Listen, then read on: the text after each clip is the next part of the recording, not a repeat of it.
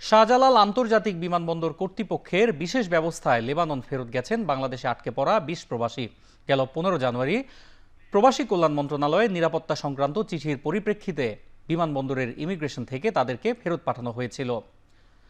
এতে টিকিট কেটে যাত্রা বাতিল হওয়া, ভিসার মেয়াদ শেষ দিকে থাকা ও চাকরিতে যোগদানের সময় ঘনিয়ে আসায় অনিশ্চয়তায় পড়েন তারা। এ সময় বিমানবন্দরে বিক্ষোভ করে থাকা খাওয়া সহ পরবর্তী ফ্লাইটে দ্রুত লেবানন পাঠানোর দাবি জানান তারা। পরে শাহজালাল বিমানবন্দরের পক্ষ থেকে বিনা খরচে তাদের লেবানন পাঠানোর ব্যবস্থা করা হয়। এর আগে গত ১৩ আগস্ট লেবাননে ইসরায়েলি হামলা কেন্দ্র করে নিরাপত্তা ইস্যুতে নতুন করে লেবানন ভ্রমণে নিষেধাজ্ঞা দেয় প্রবাসী কল্যাণ মন্ত্রণালয়।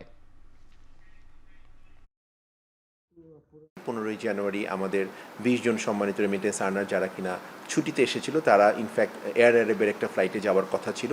এই রেস্ট্রিকশনের কারণে তারা ইনিশিয়ালি ট্রাভেল করতে পারেননি। আমরা প্রবাসী মন্ত্রণালয়ের সচিব মহোদয়, চেয়ারম্যান সিভিল এভিয়েশন মহোদয় সকলের কন্ট্রিবিউশন নিয়ে আমরা এয়ার অ্যারেবের কাছে অ্যাপ্রোচ করেছি এবং আলহামদুলিল্লাহ এয়ার অ্যারেবের অথরিটি ওয়াজ ভেরি কাইন্ড। তারা আমাদের সম্মানিত যাত্রীদের জন্য যাবার ব্যবস্থা করে দিয়েছেন এবং গত কয়েকদিনে আমরা প্রায়োরিটি অনুযায়ী তাদের ডেটসগুলো দেখে সম্মানিত সকল 20 জনকে আমরা ট্রাভেলের ব্যবস্থা করে দিয়েছি।